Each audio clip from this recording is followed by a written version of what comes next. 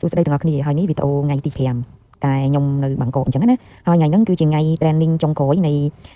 វគ្គ training របស់ខ្ញុំអញ្ចឹងណាហើយនេះ outfit ថ្ងៃហ្នឹងខ្ញុំចង់ស្លៀកពាក់របៀបយើងរៀងងាយស្រួលខ្លួនងាយស្រួលអញ្ចឹងណាទាំងអស់គ្នាហើយថ្ងៃហ្នឹងដូចពេលដែលពីយប់បានគេងរៀងឆ្អែតដែរដល់ពេលអញ្ចឹងក្រោកលំឡើងបានមុនយូរដែរអញ្ចឹងក៏មានពេលវេលា enjoy ជាមួយនឹង view នៅខាងក្រៅពេលថ្ងៃពេលព្រលឹមឡើងថ្ងៃរះអញ្ចឹងណាអូយសូណាយមែនតើទាំងអស់គ្នាគឺពេលដែលយើងក្រោកតន់ថ្ងៃរះហើយយើងមើលឃើញថ្ងៃរះចាំងតាមប្រអួតមកហើយពលឺហ្នឹងគឺជាពលឺមួយដែលធ្វើឲ្យយើងមានអារម្មណ៍ថាយើងមានក្តីសង្ឃឹមជាពលឺដែលធ្វើឲ្យយើងមានអារម្មណ៍ថាវាជាថ្ងៃថ្មីសម្រាប់យើងអញ្ចឹងណាហើយការពិតខ្ញុំចូលចិត្តថ្ងៃរះខ្ញុំចូលចិត្តពលឺថ្ងៃរះដែលចាំងមកលើផ្ទៃមុខយើងចាំងមកលើភ្នែកយើងចាំងមកលើស្បែកយើងអញ្ចឹងជាដើមណាវាធ្វើឲ្យយើងមានកម្លាំងចិត្តហើយណាមួយយើងវារៀងឆាប់ស្រឡះមុខស្រឡះមាត់អីចឹងណាហើយនេះទាំងអស់គ្នារៀបចំអីវ៉ាន់ចុះទៅអាហារពេលផឹកហើយអាហារពេលផឹករបស់ខ្ញុំថ្ងៃហ្នឹងគឺនេះលក្ខណៈបែបហ្នឹងតែកាហ្វេវាគឺជាចំណង់ចំណូលចិត្តខ្ញុំកាហ្វេអត់ញៀនទេប៉ុន្តែបើសិនជាអត់កាហ្វេវារៀងពិបាកបន្តិចអញ្ចឹងព្រលឹមឡើងទោះជាយ៉ាងណាក៏ដោយអាហារពេលព្រឹកអត់ចុះឲ្យតែបានកាហ្វេមួយកែវអញ្ចឹងណាហើយមួយកែវមួយពែងព្រោះវាជាពែងទេហើយយើងញ៉ាំកាហ្វេ enjoy ជាមួយនឹងអាហារពេលព្រឹករបស់យើងហើយត្រៀមខ្លួនឲ្យរួចរាល់សម្រាប់ការចូលបន្តវគ្គបន្តនៅថ្ងៃទី3គឺជាថ្ងៃចុងក្រោយរបស់ខ្ញុំអញ្ចឹងណាហើយថ្ងៃចុងក្រោយហ្នឹងគឺជាថ្ងៃដែលបង្ហាញសមិទ្ធផលរបស់យើងហើយ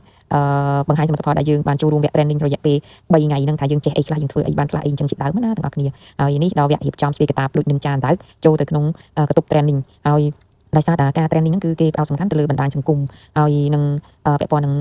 safety អីជាដើមអញ្ចឹងគេឲ្យយើងប្រើ laptop ប្រើឧបករណ៍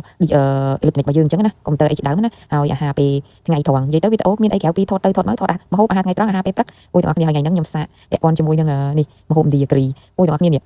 អានំនេះហ្នឹងក៏ពិតខ្ញុំធ្លាប់ញ៉ាំនៅ Himarit ហើយគេធ្វើរៀងកូនកាត់វាកាត់មកការីខ្មែរឆ្ងាញ់ណាស់ទាំងអស់គ្នាអើយហើយទៅដល់ពេលហើយខ្ញុំទៅសាកនៅថៃហ្នឹងអើយខ្ញុំអត់ចេះញ៉ាំទេវារសជាតិប្លែកពីគ្នាខ្លាំងណាអូយទាំងអស់គ្នានេះនៅថ្ងៃចុងក្រោយគឺគេមានពាក់ព័ន្ធជាមួយនឹង presentation ហើយខ្ញុំនិយាយទៅស្អីដែលខ្ញុំអាចយកមកផ្ទះបានក្នុងវគ្គ training ហើយខ្ញុំចងចាំឲ្យសប្បាយគឺ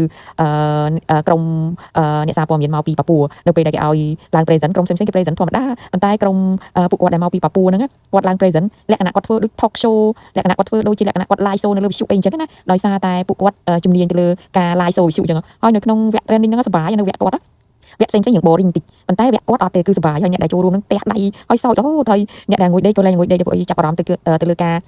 present របស់គាត់ទៅហើយវាប្លែកសម្រាប់ខ្ញុំដោយសារតែវាលើកទី1ដែលខ្ញុំបានឃើញពួកគាត់ធ្វើអញ្ចឹងណាវាជ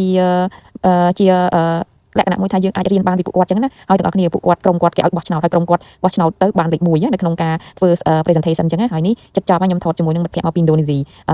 យើងមុនពេលយើងបែកគ្នាយើងថតរូបជុំគ្នាជាអនុស្សាវរីយ៍អីអញ្ចឹងណាហើ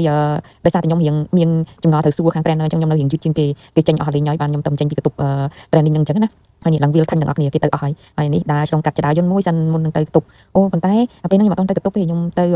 កន្លែងខាងកន្លែងអាងហែកទឹកបណ្ដាកន្លែង view outdoor បណ្ដាសិនពួកអីខ្ញុំចង់ទៅថតរូបលេងពួកអីជាថ្ងៃចុងក្រោយអញ្ចឹងណាហើយបន្ទាប់មកគឺថ្ងៃស្អែកគឺខ្ញុំត្រូវ check out ចេញពីអតតែហ្នឹងទៅអតតែមួយទៀតហើយអញ្ចឹងតន់មានពេលថតរូបថតអីលេងសិនអញ្ចឹងណាទាំងអស់គ្នាហើយថតនិយាយទៅដូចនៅវីដេអូមុនអញ្ចឹងគឺថតទៅខ្លួនឯងហ្នឹងសម្ដែងម្នាក់ឯងតាមដែលខ្លួនឯងអាចធ្វើទៅបានអញ្ចឹងណានេះដើរថតចុះឡើងហើយលក្ខណៈមួយតែពិតពេលខ្លះយើងថតខ្លួនឯងយើងរៀងពិបាកដែរយើងមិនសូវជាអាចថតប្លង់អីដូចគេអ្នកដែលគេថតអាជីពឬក៏គេដឹងពីប្លង់ពីអីជាដើមអញ្ចឹងតែយើងថតខ្លួនឯងវារូបមើលទៅរៀងស្មដែរអញ្ចឹងណាហើយបន្ទាប់មកគឺមកកតុបរៀងហត់ដែរពេលហ្នឹងមកដល់កតុបសិនបន្ទាប់ពីមកដល់កតុបហើយអីហើយឆែកមើលការងារឆែកអីតិចតួចហើយក៏រៀបចំមើលការងារអីចឹងក៏រៀបចំទៅហាត់ប្រាណហ្នឹងហើយខ្ញុំ commitment បានហាត់ប្រាណនៅថៃអញ្ចឹងណាព្រោះអីការដែលយើង commitment តិចហ្នឹងវាមានប្រយោជន៍ដែរសម្រាប់សុខភាពយើងអីយើងអញ្ចឹងណាហើយនេះខ្ញុំដើរហាត់ហើយខ្ញុំដើរទៅទិញអីញ៉ាំនៅទល់មុខតែដែលខ្ញុំស្នាក់នៅហ្នឹងខ្ញុំទៅរកអីញ៉ាំនៅផ្លាទីនៀមអញ្ចឹងណាទាំងអស់គ្នានៅម្ដុំហ្នឹងអាហារអីសម្រាប់ខាងអ្នកទេសចរអញ្ចឹងណាហើយដូចខ្ញុំនិយាយអញ្ចឹងថាវារៀងថ្លៃបន្តិចមកហូបនៅមុខផ្លាទីនៀមហ្នឹងពីព្រោះអីវាអាចជាតំបន់ទេសចរអញ្ចឹងការលក់ដូរអីវារៀងថ្លៃជាងកន្លែងផ្សេងហើយម៉ោងដែលខ្ញុំចុះទៅនឹងរៀងយប់ដែរម៉ោង9ជាង10ជាងហើយទៅគេឡើងចង់រើតូរើអីអស់ហើយនេះទាំងអស់គ្នាពេលដែលខ្ញុំចុះទៅខ្ញុំទៅញ៉ាំប្រភេទមឹកអាំងមឹកអីហ្នឹង